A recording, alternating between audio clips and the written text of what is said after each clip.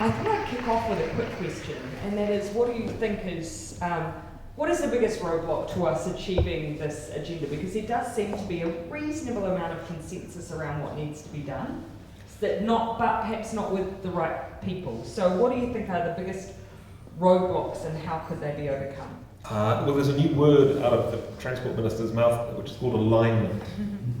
You might have heard about alignment. Alignment means do as we say.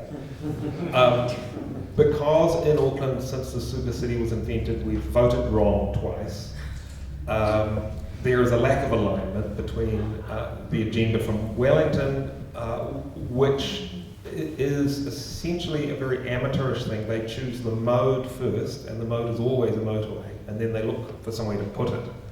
Instead of the accepted and rational program of looking at a problem and analysing it and coming up with the appropriate solution for that route, that network, that place. So we just have a plonk down, top-down motorway program that is really the only problem. I mean, I agree with the other speakers about the essentially positive outcome of the super city. I mean, getting a unified one-stop shop in Auckland Transport has turned out to be really the best thing, because, not least of which, because Auckland has long suffered Wellington saying, oh, you can't all agree, all you council, so you're going to have this. I mean, now we are speaking to Wellington in one voice, and it's causing them some conniption, so they're coming up with neologisms like alignment. So yes, we do need alignment, but they have to change, not us. I'd agree with that, with Patrick. Of course I agree with Patrick. But I guess there's different roadblocks looking at different parts of the what makes up transport. I guess just to highlight one with active transport, so I'm very keen that we become a great cycling city, great walking city, and one of the roadblocks for that is no amount of government money or alignment is going to help unless Auckland Transport is focused on delivery and resourced to do that. And I could weep at the amount of wasted money. They could have been doing a whole lot of stuff for the last 4 years, but they haven't, because there's been a failure, I think, of leadership and real commitment to just get stuff done. Culture. As a real culture problem, and I think that is changing. But for what I have been seeing, and for our board that have been really trying to push ahead with cycleways, it's not because the money's not there, it's just because there has not been a culture of delivery. But I would say that, I don't challenge that, but I would say that for Auckland to achieve the step change in transport that it needs, it can't do it without central government. Oh yeah, I totally agree with that. Central government controls the purse strings, and the council will never ever be able to deliver on the sort of vision we've been talking about. I guess I'm just carving off one part. There's, the vision's made up of a whole lot of things, and I'm just carving off one example of where I don't think delivery's happened. Yeah. I guess what Pippa's saying is that old problem that culture trumps policy. So what we've got at AT at the moment is the policy is really getting very good. People at the top, especially the chairman of the board and many of the board members, but there's a whole lot of middle traffic engineers that are still doing the same old shit. Yeah. And if you talk to some of them, a whole lot of them regret things like the end of the Manukau City Council, which frankly was the best achievement of the super city, killing that thing.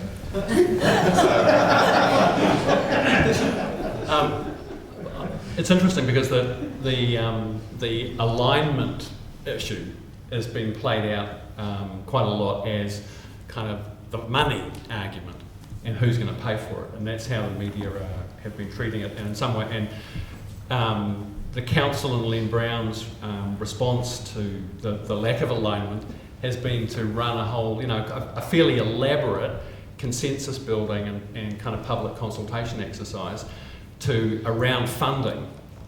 And I think that my kind of reading of that is that's essentially been a kind of a political end game with the government to put the government in a situation where it's abundantly clear that Aucklanders want a progressive and ambitious 30-year transport agenda. And they've kind of done that. I think they've done that really well. Now Simon Bridges is in the situation where if you saw him on, I forget which of the political talk shows it was, the other one, the Nation was it, where he was kind of grizzling about Auckland's plan, and the question was, well, what's your plan? Yeah. And he wasn't very forthcoming about that. And really, all he could say was that he didn't really like rail to the airport, and he wanted to see more arterial roads. So that, and I think in the next year or so, the government and Auckland Council are going to try to negotiate some kind of agreement on transport. I think they're no longer calling it a housing accord, because transport accord, because the housing accord's been such a success. And it'll be interesting to see, how they get on trying to get a meeting of minds between what I think are two very different world views about the city. But back to the point that actually it has been possible to move the government along with the right kind of public pressure. So I guess we can hold hope, because I remember Phil asking a question in the House some time ago now about the City Rail Link. This is just back when the government was refusing to fund it at all. And we asked, which ministers had been opposing the City Rail Link funding. And Jerry Brownlee, who was the Minister of Transport, and Bill English, Minister of Finance, put their hands up straight away. Yeah. So they were vehement and very open in their opposition. But public pressure, the work of the council, has managed to move that.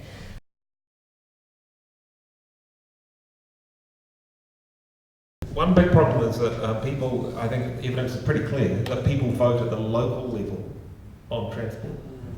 And they don't vote in the general election thinking transport. When they're in the booth, I think that's Len Brown's problem. They're wrong in terms of who controls the money.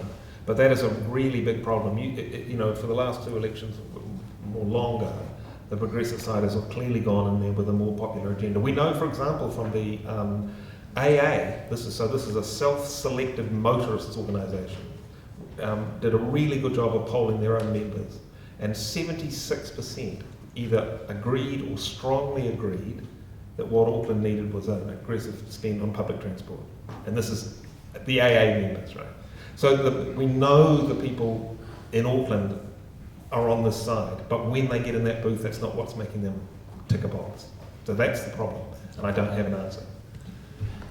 I don't absolutely agree with you, Garth, that there's been very poor at selling the message and the benefits around. I do. Yeah, absolutely. And I think, we hear it all the time, particularly baby boomers from the North Shore saying we will never benefit from the City Rail Link or public transport investment. And they're the ones who are going to need accessible mobility really probably very, very soon in their life. And so there's just that failure to see the bigger picture and the way that the whole community can benefit. And I guess this is why I'm very, very keen on data as well. I guess if anyone who went along to Jeanette Civic Calm from New York, and the mayor there said, "In God we trust, but everyone else bring data." And he wanted every decision backed up by data, and that's what we really need to get out. Auckland Transport's been very poor at selling the message around the benefits and collating data around things like shopping habits and how people travel and the benefits. I did notice that the Prime Minister the other day, when criticising the City Rail Link, said it was far too focused on the inner city. Yeah. And in West Auckland, I really try to make a point to people talking about transport that City Rail Link is about making sure that trains can run through Henderson every 5 minutes at peak hour. Man, that's going to make a massive difference, absolutely massive. So, I think we can do a better job of selling than we have.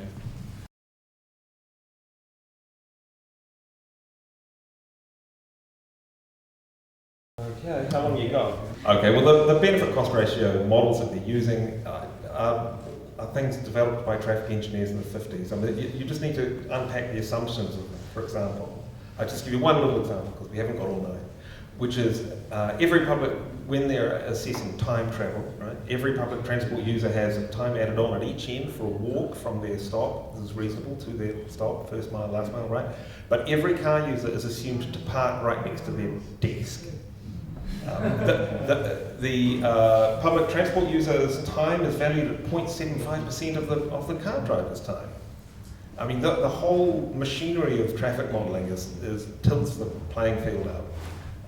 There's no capture for. Wouldn't we come up with something at least that was, better than one? I mean, Yeah, but what I'm saying is that math is crap. It's just to unpack it for you. Like, for example, what does a transit station do to the land around it? It hugely upvalues it. What happens to the value of land around a motorway off-ramp? The reverse. Theoretically it does. But No, demonstration of actually it does. Britomart. Have you been to Britomart? it's a central one. It's a central one. It's a city built. Newland. No, but anything that's good about what's happened above ground in Britomart is only possible because of what's happened below ground. And this love can be spread throughout the city. Manukau as Could have had a well. motorway down Key Street. Yeah, cities all over the world. I think the central rail link, I'll say, I think it's a really good idea. It's just, it doesn't stack up economically. It's really difficult. You need to, the thing about transit investments, big capital works, and especially tunnel investments, is that what period do you amortise that value, right? They're still running trains through tunnels built in 1843 in London. Nobody currently now is paying for that tunnelling. The value of these things is really long. We need to separate out the OPEX cost and the CAPEX cost and look at them in an intelligent way. We have a very high discount rate used in those calculations. The math is crap. And there's an urban math. The thing is written from a sort of suburban point of view. So that BCR, anyway, I'll tell you a thing about BCRs. BCRs are developed basically to compare two solutions to the same problem. So it's like you're deciding to build a motorway here or a rail line there, and you've got these slightly different variations of the same thing. Then you can run a BCR because you're comparing like for like. But you can't compare the BCR of Puhoi to Wellsford with the BCR of the CRL. That's, octopuses and donkeys. I mean, it just doesn't, you can't do it. Okay, so those two rail lines have the capacity of 18 motorway lanes. To bring people through and to the city centre, we could either find a place to build three more 6-lane motorways somewhere, and somewhere to park all those cars, or we could build this little wee skinny thing. Basically, Auckland is the luckiest small city in the world. There's nowhere else in the world that we can get an entire metro system, because this is what it does. It turns our in and out terminus-based rail system into a metro, a through-routed metro. Nowhere else can do this with just building a 3.5 kilometre pair of tunnels. Any city of 1.5 heading towards 2 million people would leap at this tiny cost to get a 90 kilometre long, 50 station metro system for the cost of those tunnels. It is an enormous opportunity and a huge bargain. But I understand why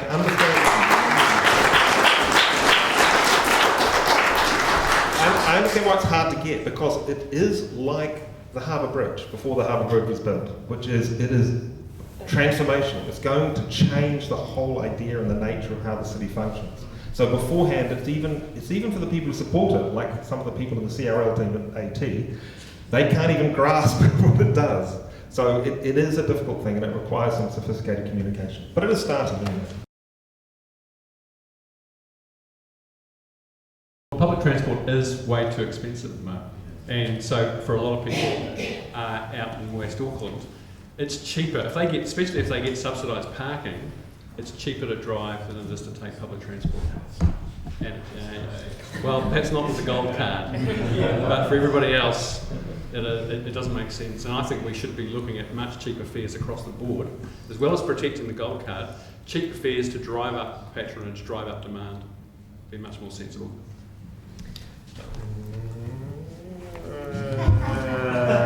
Not so sure.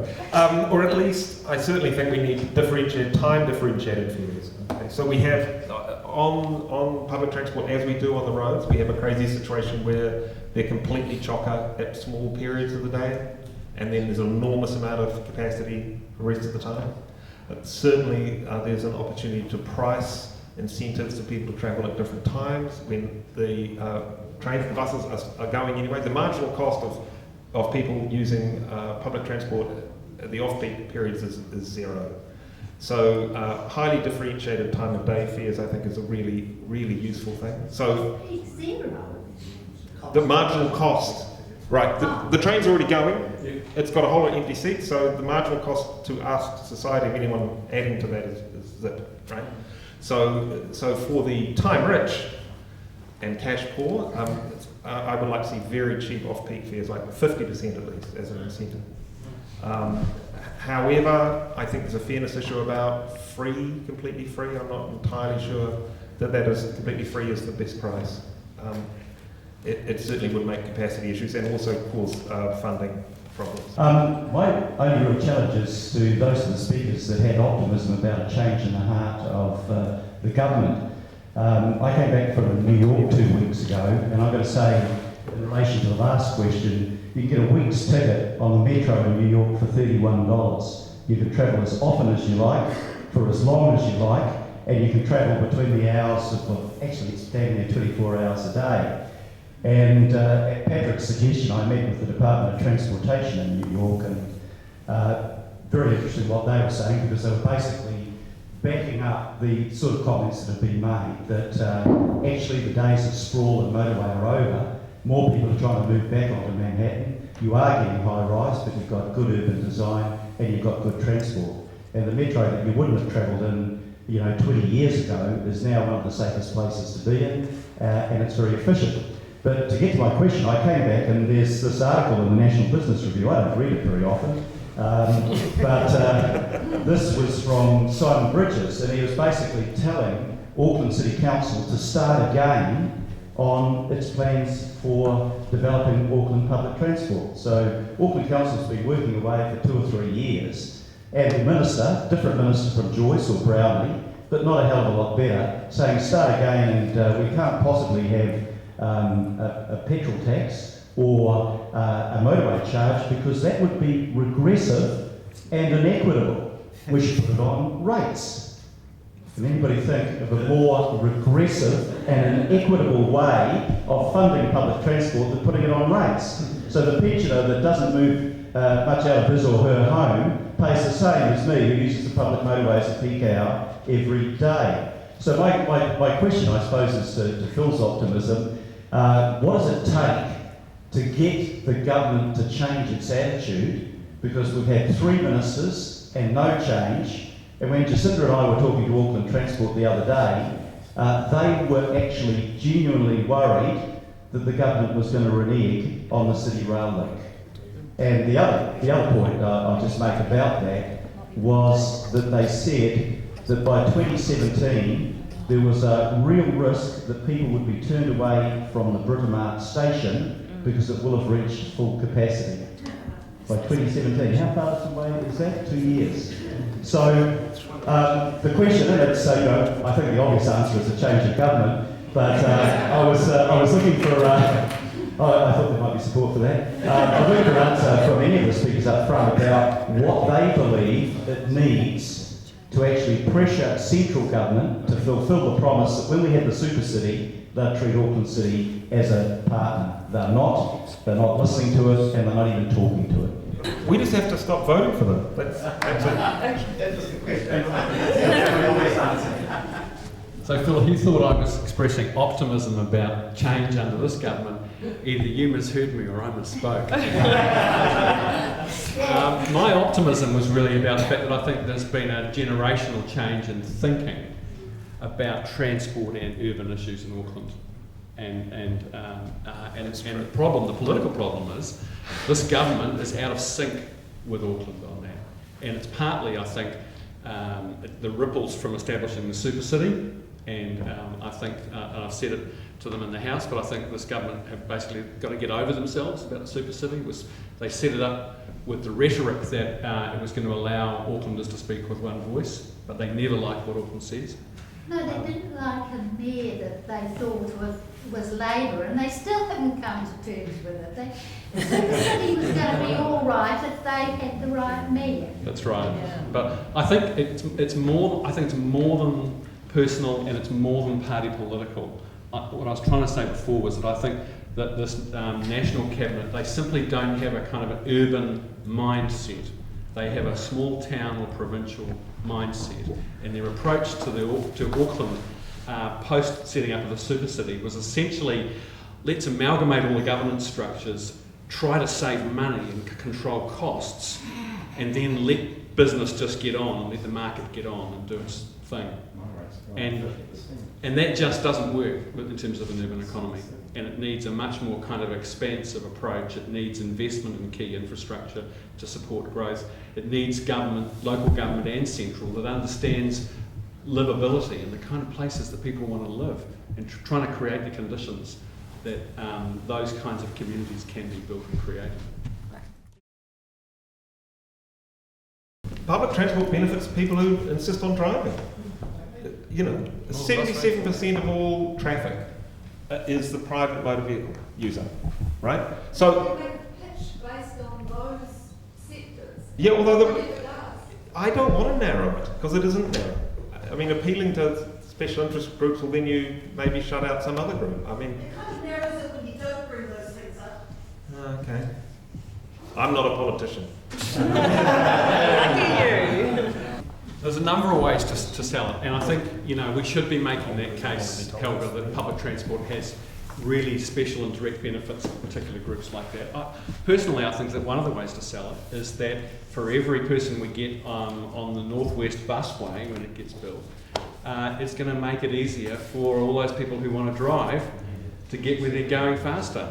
That argument appeals to a lot of people in West Auckland, and I think right across the city.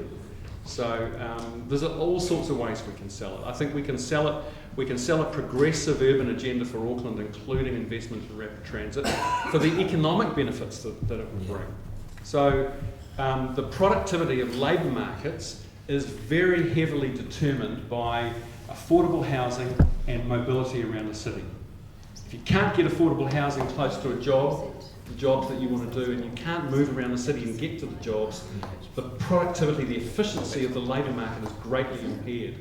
So, on that theory, we're stuffed in Auckland because we've got no affordable housing and it's very difficult to get around. Yeah. And I think those economic arguments are powerful, and that's the reason it was Kim Campbell and the Employers and Manufacturers Association and the Chamber of Commerce and the politically active part of the Auckland business community. Those are the people that swung John Key on the City Rail Link. And it was the economic arguments, because they said to him, you're a brake on Auckland's growth and prosperity. And that hurts the National Party when they hear that. Which is why I say it to them every day. Phil, can I just say to you, your challenge is to persuade the voters of Auckland that they need to change Wellington in order to get what they vote for at the local body elections in Auckland. You don't say. Yeah. Yeah, I mean, I totally think that's all part of the package in terms of what will make the city a great place to live, is that everybody has access to public transport. Yeah. Or I quite like that quote, you know, Enrique Pentelosa, who says that a sign of a civilised city is where the wealthy don't drive cars but take public transport. Two things: massive government-backed urban development programs in places like New Lynn, Onehunga, Panmure, all around the rail network, where government, local government, iwi, other partners can come together and invest in urban renewal on the scale of a Hobsonville or a Tamaki, talking thousands and thousands of dwellings, and build really exciting new urban centres for people to live in. So that's one way to do it. The other is that we have to change our planning rules, because at the moment there is an abundance of restrictions, even under the new Auckland Council draft unitary plan, that stop people building affordable, medium density homes in places where people want to live. Well, now, there's also a whole lot of rules that stop the city going out. If you stop the city going out and you stop it going up, you basically create a pressure cooker. And that is one of the root causes of why section prices and land is just astronomically expensive in Auckland. So we have to reform the RMA and the way councils plan and consent developments under the RMA to be smarter about those rules. We want more medium density, high quality. Let's have really good urban design standards, but for God's sake, let's not allow baby boomers in the leafy suburbs to stop your generation being able to live in this city. If they don't want development like that in the city, let them go and live in Dairy Flat or Pocono. All right? Yeah, I completely agree with that. I mean, in the end, and this may seem too obvious to even say, but transport is simply a means to an end. And chief among that end is living well. Housing unaffordability that coin has another side, and that other side is transport poverty. The two have to be seen together. So a little house at the end of the motorway, otherwise known as Hamilton, is not a solution to housing affordability in Auckland. And whenever you get a thriving, growing city, you get land prices accruing because, in the famous words of Mark Twain, they stopped making it. And the only way to make sure that higher land values don't overflow into unaffordable dwellings is to get more dwellings onto a small patch of land. And this can only happen in places where people want to live. In other words, where the disbenefit of having a smaller area to live in and neighbours through the wall, so apartments and terrace houses and so forth, is balanced by the fact you've got fantastic neighbourhood, fantastic proximity, and fantastic place value. So all of those things have to be solved together. And I really do think that Phil is on the money when he says that really needs to be very massive programs, and that can only be done in this country with government backing. The city alone can't do it. It's too underfunded. It's just not possible, especially because it's got to be pushing through the three waters and looking after the roads and all of those other things already. Dwelling building, rather like big transit capital works, are multi-generational investments, so the government's the only game in town for that. Absolutely true. You're completely right, and freight is a much more valuable use of road space. But currently we have a situation where the trucks and the tradies, who obviously will not be on the trains, are being held up by single occupant vehicles. 77% of the vehicles on the road are single occupant vehicles. So you adjust that number by, say, 10%, you just lower it. We're not saying get everybody off the road. We're just saying wind that down, especially at the peaks. You get those people onto rapid transit, you get the reluctant drivers, the people who are barely able to afford car ownership, you get the nanas, the undergraduates, whatever. A small proportion of the people dropping kids off to school who could be cycling on safe cycleways.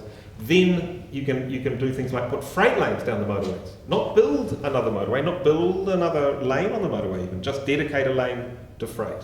For example, you can speed up the efficiency of freight. Now, the Port of Auckland has been very disingenuous about the land side challenges if they keep expanding. They are lying like flatfish about how easy it is to get stuff from Auckland up Grafton Gully and up the rail line. You're absolutely right. And there needs to be investment in the rail line. Third main is absolutely essential, but we just currently exist in a world where steel wheels are evil and rubber wheels are good. So the relatively small sum I've heard, $43 million, is the quote I've heard for the third main between Westfield and just the core of the national, the southern line there. That's quite a small sum of money in the current transport spend. That sort of investment would completely separate freight trains from passenger trains. That kind of thing needs to happen.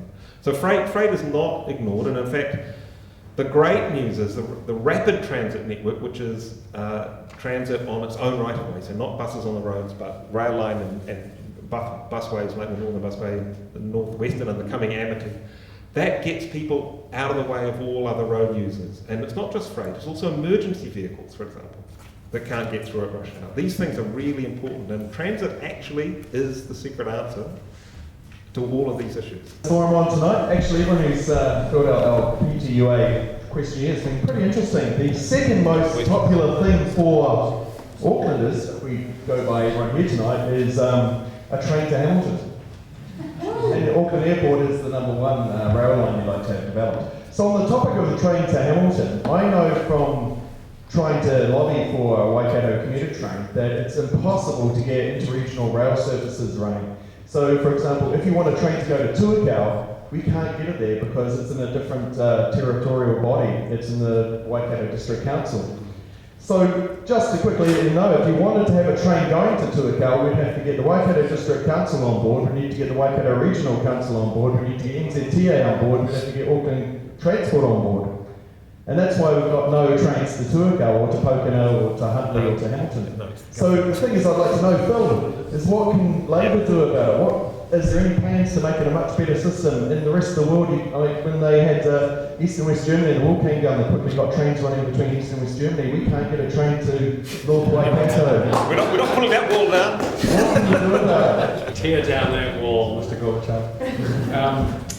So the future of passenger rail in New Zealand really is urban commuter rail, and I think we've got a, Auckland is well on the way, Wellington is well established, and it was our policy in the last election to bring back commuter rail in Christchurch. Actually, it's a perfect opportunity to do it now. Lots of economies of scale to be had by our three biggest cities having commuter rail. We're fighting at the moment, and Ian Lees-Galloway, the MP for Palmerston North, is fighting to save the Capital Connection, the commuter rail service between Palmerston North and Wellington. He's a regular user. Yeah, and he's facing the same problem, trying to get the different councils and NZTA and Kiwi Rail to work together on it. It's stupid, it's ridiculous that they can't work together. What would make the difference there and in South Auckland and the Waikato is central government saying this is a priority. We're going to make this happen. We want to get people off the roads. We want to provide fast, modern, efficient commuter rail service. We've got a lot of population growth to absorb in Auckland in the next 30, 40 years. And we should be providing opportunities. Electrifying to Pukekohe is the obvious first step, but we should be working towards rapid rail to Hamilton. And that whole corridor, which is there's going to be so much population and economic growth between Auckland, Hamilton, and out to Tauranga, we should be providing rail to support and sustain that growth.